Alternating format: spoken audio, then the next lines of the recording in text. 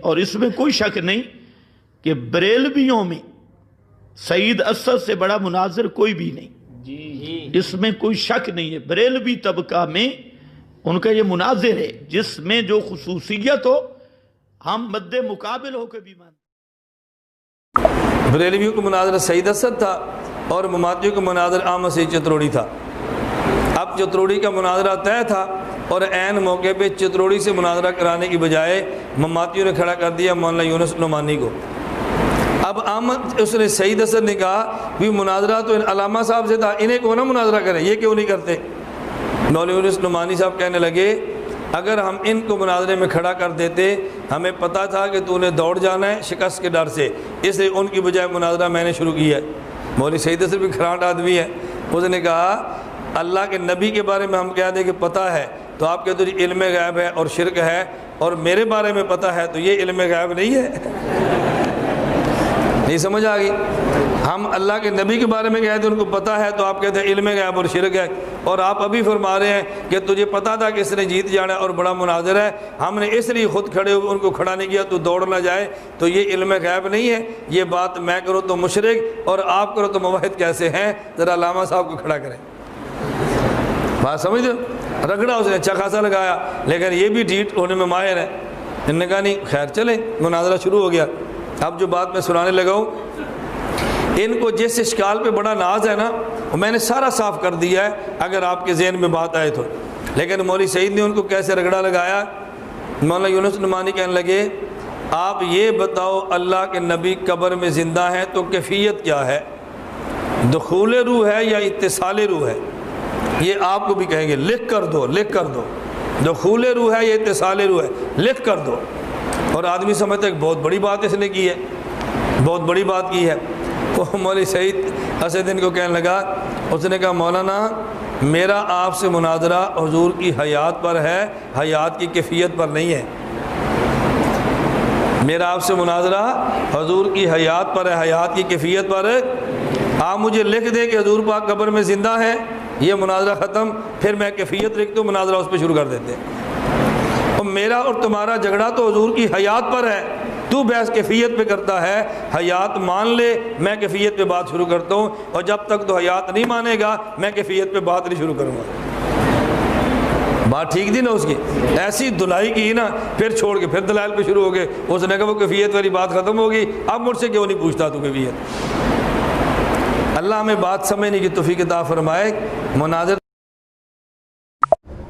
سعید احمد اسعد حفظہ اللہ تعالی، ان سے ملاقات کر لیجئے۔ وہ بریلوی عالم دین ہے، بلکہ بریلویوں میں ان کے پائے کا کوئی بھی محقق یعنی مناظرے کی فیلڈ میں علمی لیول پہ اس وقت کوئی نہیں ہے، میرے علم میں تو کوئی نہیں ہے۔ جتنے بھی لوگ ہیں وہ سارے ان کے شاگرد ہیں یا شاگردوں کے شاگرد ہیں۔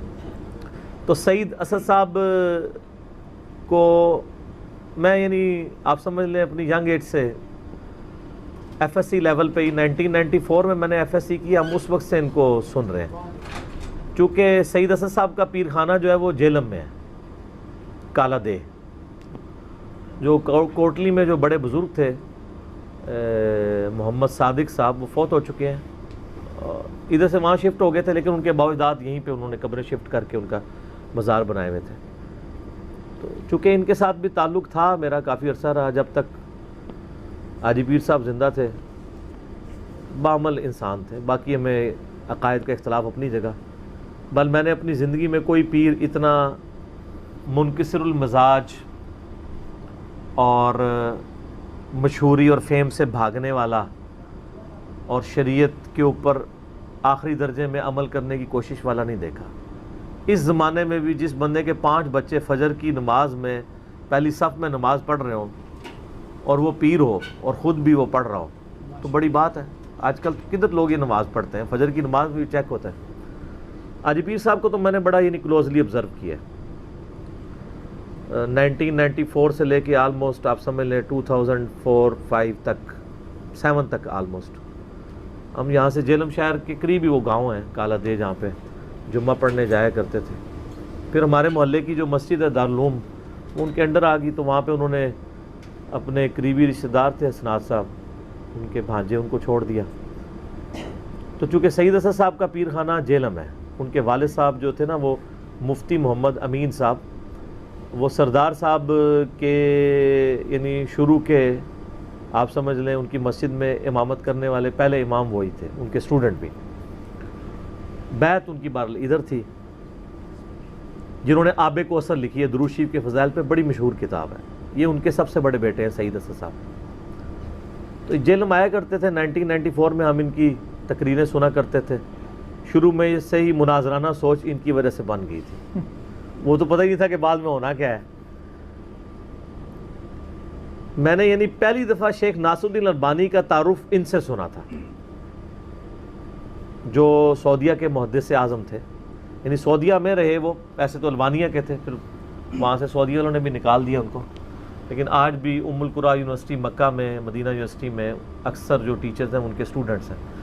تو سعید اسد صاحب شروع سے ہی ایک تحقیقی ذہن رکھتے تھے علمی دلائل کے ساتھ، اور میرا خیال ہے کوئی فرقہ نہیں بچا کہ ان کے مناظر نے ان کے ہاتھوں عبرتناک شکست نہ کھائی ہو، یعنی اتنی ان کو گرپ تھی۔ آپ ان کے ینگ ایج کے مناظرے دیکھیں اہل حدیثوں کے ساتھ، دیوبندیوں کے ساتھ، تو آپ کو جتنا فرق یعنی نظر آتا ہے نا ایک کرکٹ کی کمزور ٹیم اور آسٹریلیا کی ٹیم کا، تو آپ کو فرق نظر آئے گا۔ اس اعتبار سے ان کی بڑی ایکسپرٹیز ہے۔